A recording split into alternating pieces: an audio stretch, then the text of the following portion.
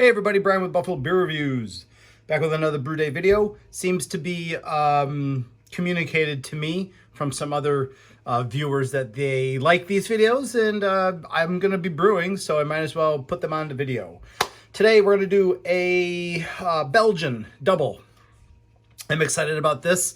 It's those little baby steps into broadening my horizons as a home brewer, and I'm really excited about that. Had some assistance along the way from Patrick at One Eyed Cat with a recipe development. Really, it was percentages of the recipe, and I kind of filled in the blanks from there and tried to adjust things to reach those percentage-wise. But again, like all the other videos, I'll leave this in the description, the recipe. But it's pale malt, it's Munich, Biscuit Malt, caramel 60, chocolate, and special B. The big thing here is the dark candied sugar that we add with 60 minutes into the boil, or at 60 minutes, and that's what gives it that Belgian, that double, that sort of alcohol boost. Do you know what I mean? It's going to get hopped with Willamette and Saaz. And I'm going to use the dry yeast, the Safebrew Abbey Ale. So I think what I'm going to do, I was trying to go over this process in my head. I think what I'm going to do with the candied sugar is once I'm done with my, once I'm mashed out, once I'm starting to ramp up that temperature, I do believe I'm going to pull... I think really what my goal is going to be is to ramp up the temp in the boil kettle, and maybe just before it's 200-ish, I'm going to fill this up with the wort, and I'm going to put the candied sugar into here to start to get a head start on the caramelization or the liquidization. One, so that it doesn't scorch on the bottom of the brew kettle, and by the time that it reaches boil, it may be less work to get it, dissolved into liquid and stuff like that. That's how I'm going to do it. Instead of just sitting there with a paddle and agitating it so it doesn't scorch and stuff like that. You guys all know what scorched sugar looks like. It's not pretty. And I want to clean it, honestly. So we'll pick back up with the dough in. So I had the bright idea, maybe I would take a hammer to the candied sugar in an attempt to kind of increase its surface area, break it down a little bit, and make it easier to kind of liquefy when the time comes. Yeah, it didn't really work. These things are hard as a mother. There's a whole bunch of holes in here. I tried using one of the Ziploc bags as well, because it feels like it's textured and stuff like that. That also put a couple holes in it. So I said, screw it. I got a couple of, I kind of lightly tapped it, and I was able to break some of the larger ones down. You can kind of see the dust in there. But yeah, I think I'm just going to proceed with the original plan. Add some hot wort into there. Kind of let it warm up before I put it back into the boil kettle. That's what I'm going to do. Okay, we just mashed in about 7 minutes ago. I'm gonna use it as my my mash rest, just so I'm a little on the OCD side, so it makes it even on the clock. We're supposed to be mashing in at 152. Oh, I'm in Celsius. We're supposed to be 152. We're 151.5.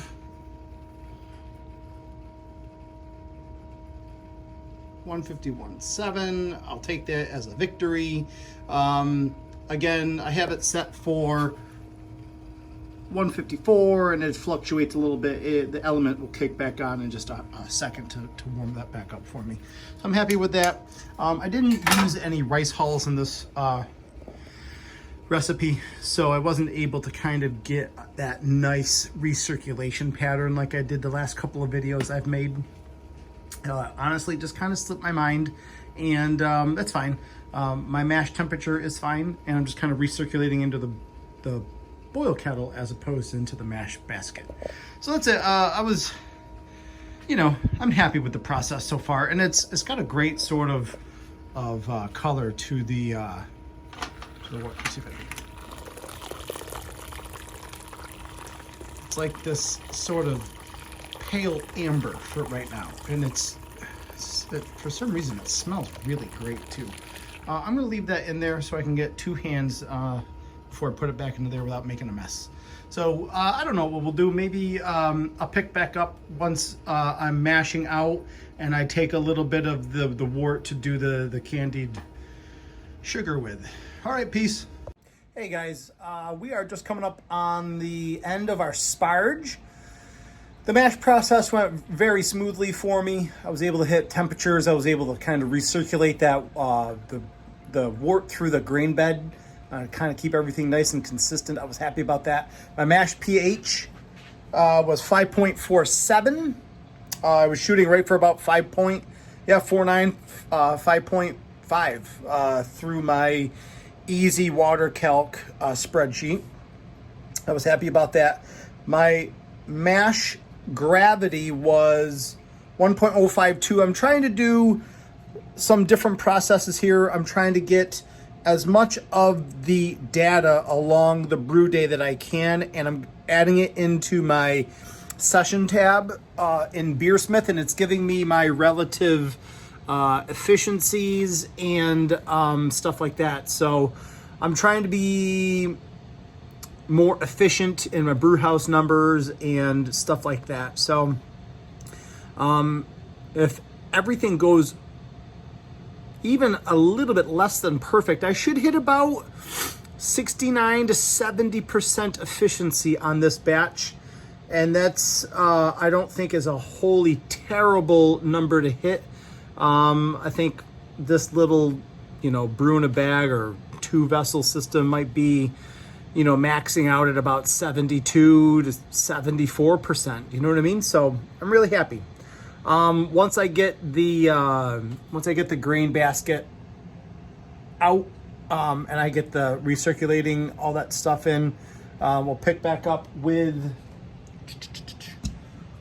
the candied sugar sort of concoction while it's ramping up to boil temps, All right, everybody. Boom.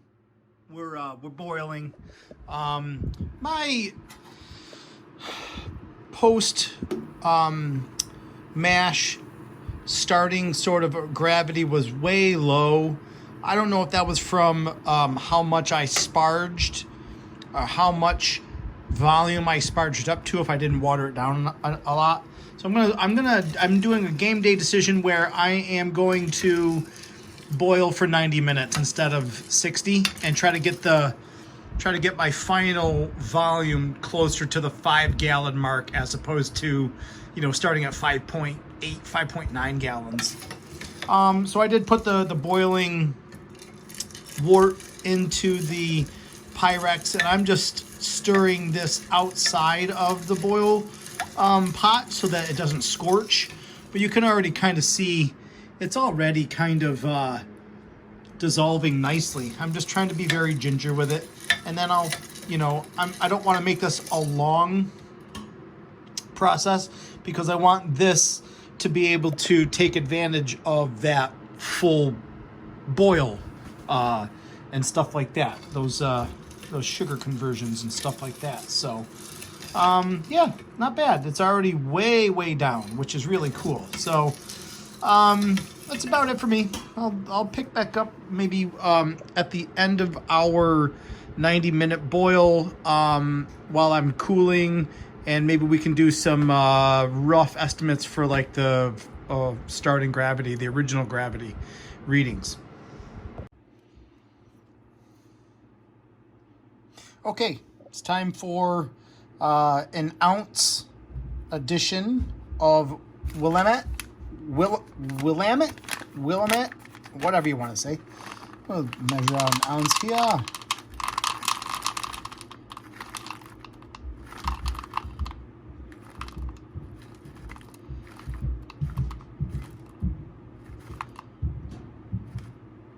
There's an ounce.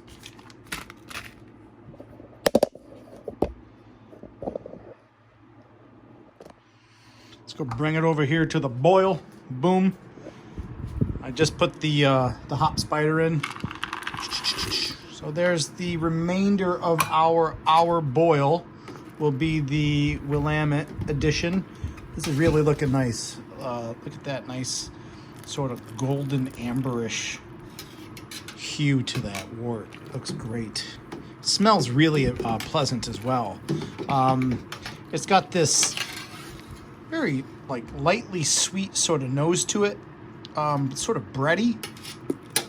And I hope with the Willamette and the Saaz that it starts to get that sort of spicy characteristic to it that we all love in, you know, the Belgians and stuff like that. So happy about this. I'll kick back in with the Saaz edition. All right, guys, we're coming up on about a 75 minutes on the boil. Boiled it for about a half hour before I put the first hop addition in. I've got a little bit of wort in there. I'm letting cool off a little bit before I throw it into my specific gravity sort of reader. In the meantime, I'm going to fill up something real quick. Give me a second.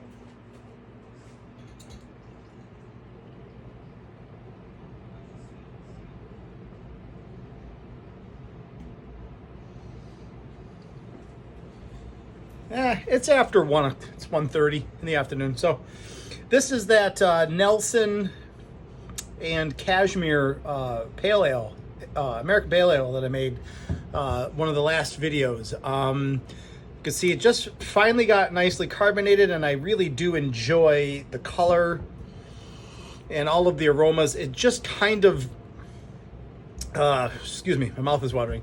It just kind of, it spent a couple of weeks in the keg, carbonating and letting that really aggressive hop presence kind of settle a little bit. And instead of just getting that burn green sort of environment, you do get more of these pronounced and detectable hop flavors. So I'm going to put this on another video, but I just wanted to let you guys know, like, this is what's kicking out of the kegerators in the small square feet brew space. Do you know what I mean? Let's see if this thing's cool enough yet.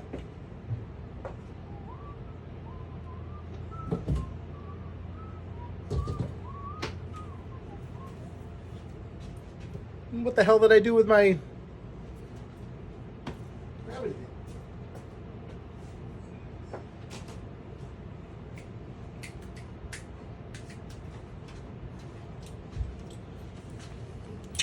I got it.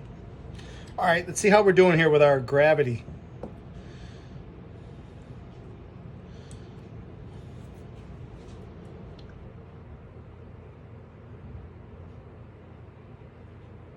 Not terrible. Not terrible at all. Still on the low side. I'm still thinking about probably boiling it for another half hour, honestly, after the hour of the Willamette is done. Yeah. I'm at like 1048, and I really do need to be up towards the high end of the 1050s, if not the 1060s. So I've got a lot of work left to do to kind of bring this into range. So I'll just let it keep boiling. You know what I mean? And obviously my volumes will suffer a little bit because of that, but I'd rather have, you know, 4.5 gallons of something that's appropriate than 5.25 gallons of something that is off. So I'll just let it keep rolling. I will take the hops out at the end of this hour. I got about another 15 minutes left on that first hop addition. I'll take those hops out, let it finish up with the boil time, and then we'll start the cooling.